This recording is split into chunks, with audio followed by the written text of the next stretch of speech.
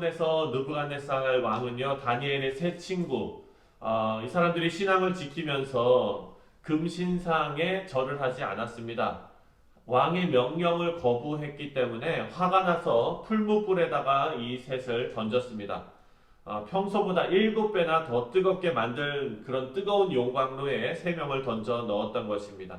그 뜨거운 열기 때문에 사형을 집행하러 같이 데리고 갔던 사람들이 다 죽는 일이 발생했습니다.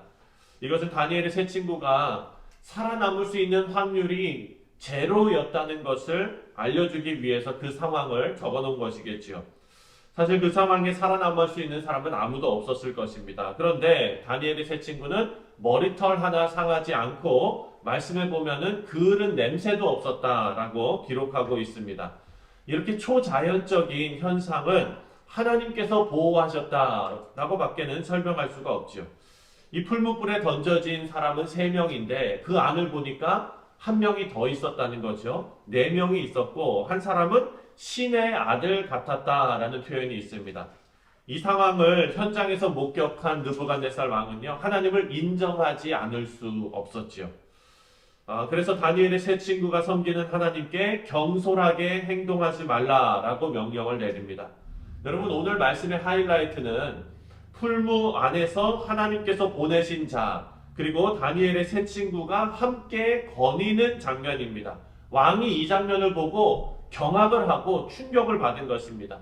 많은 신학자들이 이 4번째 인물이 하나님 앞에 성결한 하나님의 백성들을 보호하시는 예수님이라고 해석을 합니다.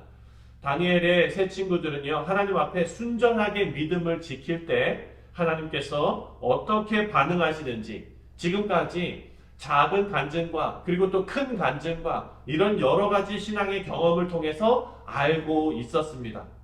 성경의 역사를 보면 하나님께 믿음 지키는 자들을 하나님께서 도우시고 또 하나님께서 함께 하시고 동행하신 것을 우리가 볼 수 있습니다. 그 대표적인 예가 하나님께서 에녹과 함께 하신 거죠.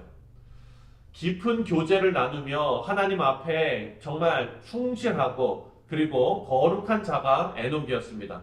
그래서 아마 우리 김인철 장로님도 아들 이름을 에녹이라고 했을 것 같아요. 그렇게 됐으면 좋겠다 하는 마음이 우리에게 다 있죠.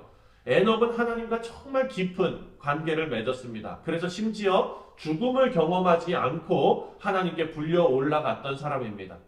창세기에 보면은 또 세상에 많은 사람들이 죄에 빠져 있었을 때에도 하나님께서 의로운 노아의 가족을 하나님께서 함께 하시며 방주를 통해 구원하시고 그와 동행하셨던 것을 우리가 봅니다. 요셉도 하나님께서 동행하셨고 모세와도 하나님께서 동행하셨고 여호수아와도 동행하셨습니다. 성경에 많은 사람들이 믿음을 지키며 하나님을 따랐을 때 하나님께서 동행하셨다는 것이 성경이 우리에게 증거하는 일입니다. 이 말씀에서 우리는 성도의 진정한 가치가 모든 것을 주관하시는 하나님과 동행하는 삶을 살 때 주어진다는 것을 알 수가 있습니다. 사실 이 사건을 우리가 조금 더 깊이 생각해 보면은요, 다니엘의 세 친구는 이 일을 겪고 나서 하나님을 더욱더 의지하게 되었을 것입니다. 하지만 생각해 보면 이 사람들은요, 다니엘과 그리고 다니엘의 세 친구들은 이런 드라마틱한 사건이 없었어도 하나님을 계속 의지할 사람이라는 것을 우리가 알 수 있습니다. 그래서 이렇게 풀무불에서 살아나는 이런 극적인 드라마틱한 이 사건의 유익이 어찌 보면 다니엘의 세 친구보다도 느부갓네살 왕에게 더 많이 주어지도록 디자인된 그런 상황이 아닌가 생각이 됩니다. 느부갓네살 왕은 지금 교만에 빠져 있습니다. 꿈에 나타났던 형상을 보고 잠을 이루지 못했던 그 시간은 벌써 다 잊어버렸습니다. 그 형상을 자신의 권력으로 변형시켜서 신상 전체를 금으로 바꾸면서 나라의 운명까지 자기 자신이 컨트롤할 수 있다라고 생각할 정도로 교만에 빠져 있던 사람이지요. 다니엘의 세 친구를 협박할 때도 너희를 능히 내 손에서 건져낼 자가 어디 있겠느냐, 그러니까 그냥 절하고 넘어가자, 이렇게 협박을 했습니다. 이런 왕 앞에서 하나님께서 어떻게 나타내신 겁니까? 왕 앞에서 느부갓네살 왕을 보라고 하나님께서 내가 이런 가능성 없는 절망적인 풀무불에서도 나를 의지하고 나를 믿는 자를 내가 구원해낸다라는 것을 드러내 보이신 사건입니다. 어찌 보면 느부갓네살 왕 보라고 하나님께서 하신 그런 일일 수도 있습니다. 하나님께서 다시 한번 기회를 주신 것이죠. 이 사건을 눈으로 보고 경험한 느부갓네살 왕은 이렇게 고백합니다. 우리 28절을 다 같이 한 목소리로 읽겠습니다. 28절입니다. 시작. 느부갓네살이 말하여 이르되 사드락과 메삭과 아벳느고의 하나님을 찬송할지로다. 그가 그의 천사를 보내사 자기를 의뢰하고 그들의 몸을 다쳐 왕의 명령을 거역하고 그 하나님 밖에는 다른 신을 섬기지 아니하며 그에게 절하지 아니한 종들을 구원하셨도다. 아멘. 느부갓네살 왕이 다시 한번 큰 충격에 빠진 것입니다. 자신의 한계를 다시 한번 느낀 거죠. 하나님께서는 이 일을 통해서 다니엘의 세 친구의 믿음을 한 단계 업그레이드 시키시는 동시에 느부갓네살 왕과 그리고 그 왕을 추종했던 사람들이 하나님을 인정하지 않을 수 없게끔 만드신 것입니다.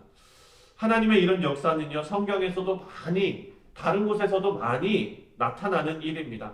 하나님께서 얼마나 영광스러우신지, 하나님께서 어떤 분이신지 깨달을 수 있는 기회가 주어지는 건데요. 하나님의 은혜 안에 있는 사람들은 하나님의 구원의 역사를 보면서 바로 하나님의 주권과 능력을 인정합니다. 그리고 그런 인정은 자신의 삶의 변화를 가져오게 됩니다. 느부갓네살 왕도 백성들에게 명령을 내리지요. 29절을 또 한번 읽겠습니다. 29절 시작.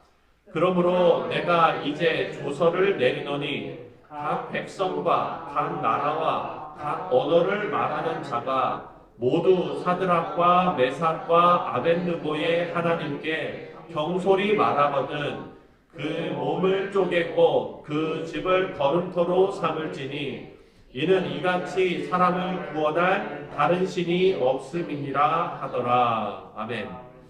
한마디로 다니엘의 세 친구의 하나님이 너무나 강력하기 때문에 너희들 다니엘의 세 친구의 이 하나님 앞에서 함부로 까불지 마라 라는 조서예요. 좀 조서가 아쉽습니다. 왜냐하면 하나님께서 하나님의 전능하심과 하나님의 능력을 다시 한번 나타내 보이시면서 왕에게 나 하나님밖에 없다는 것을 다시 증명하셨는데 그 구원의 역사와 하나님의 전능하심을 바라본 이 모든 사람들, 특히나 느부갓네살 왕이요, 조서를 내리는데 이렇게 내리는 거예요. 조서의 내용을 단순하게 해석하면 하나님이 강력하고 위대하니 조심하라, 이 내용이에요. 같이 하나님의 능력을 경험하고도 그 능력에 대한 반응이 각각 다르다는 것입니다. 다니엘은 하나님께서 구원하신 능력을 경험했을 때 어떻게 했습니까? 하나님을 알고 하나님만이 지혜로우시고 능력이 있으신 분이시라는 것을 찬송하며 고백하며 그 평생에 하나님을 자기의 주인으로 모셨는데 느부갓네살 왕은 그 놀라운 사건을 경험하고 나서 기껏 한다는 소리가 조서를 내려서 함부로 까불지 마라. 조심해야 된다. 이런 거예요.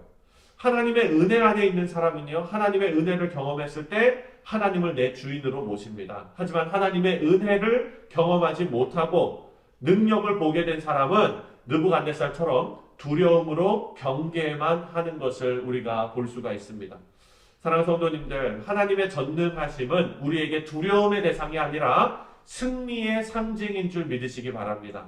하나님께서 우리를 위하신다는 증거입니다. 하나님께서 내 편 되어 주신다는 증거입니다. 하나님의 은혜가 우리의 것이 되지 않으면 누릴 수 없는 일입니다. 예수님을 통해서 그 은혜가 우리 가운데 직접 임했습니다.